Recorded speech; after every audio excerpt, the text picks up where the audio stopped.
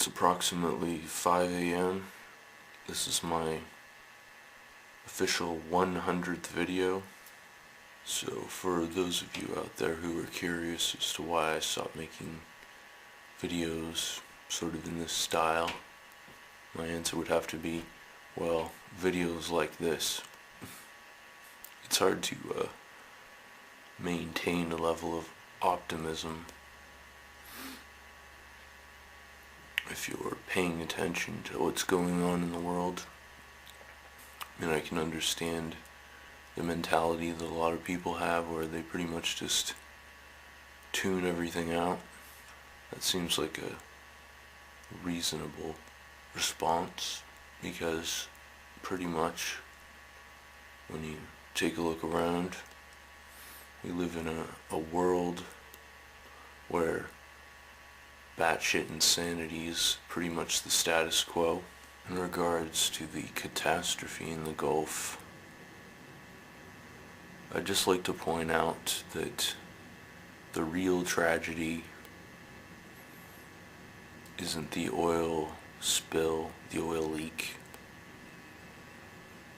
The real tragedy is that the average person doesn't realize that death and destruction is what oil companies do. It's their business. Where do you think that oil goes that they extract? I mean, imagine for a moment that the leak had never happened, that everything had gone according to plan. Where would that oil be now? Like I've heard some environmentalists say, there is no way.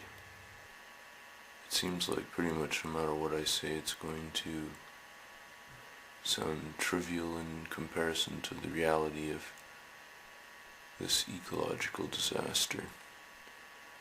Even the word disaster doesn't really seem to address the magnitude of this catastrophe.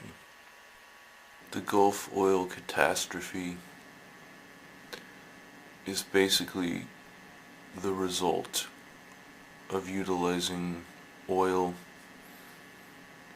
over centuries compressed down into comparatively a few minutes. It seems catastrophic because time is compressed. People are actually able to see firsthand the consequences of utilizing fossil fuels at a scale that we don't normally experience. Although this is the reality of fossil fuels, they are overwhelmingly destructive. It doesn't take a genius to figure out that if we just suddenly removed oil from the equation, we wouldn't really have the level of prosperity and civilization that we have today. Although arguably we'd have something else. It's really hard to say. I mean, for all we know, if humans hadn't utilized oil, we probably would have come up with some other method of generating a significant amount of energy to accomplish certain key goals: mass agriculture, mass production, mass industrialization. I mean, when you look at it, all those things aren't as terribly sophisticated as they may seem. There are many paths. So I think if this video is about anything, it's about those many paths. We live in a world where possibilities and potentials seem only to be limited by our collective imagination. I mean, just think about the things that we've accomplished as human beings. Things that would have seemed absolutely impossible just 50 years ago. I mean, actually, I think you could probably adjust the scale freely 20 years ago, 10 years ago, 5 years ago. I mean, there are always futurists and people who are making predictions, speculating about what sort of future we might all be living in. Some of their predictions come true, some never do.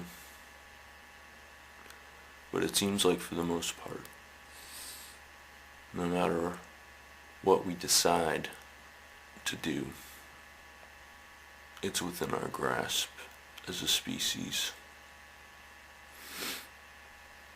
And I believe that's because of what I mentioned earlier, the multiple paths. So, in saying that, it brings me to sort of the ultimate question that I face sometimes on a daily basis, which is why, out of all these potential paths, why, out of all these limitless, or at least apparently limitless opportunities, do human beings consistently choose paths that are not entirely beneficial? And when I say entirely beneficial, what I really mean is, well, actually I should say, I would settle for above average. And I watched an interesting video by another YouTuber, I think yesterday it was, a YouTuber by the name of Swordsage,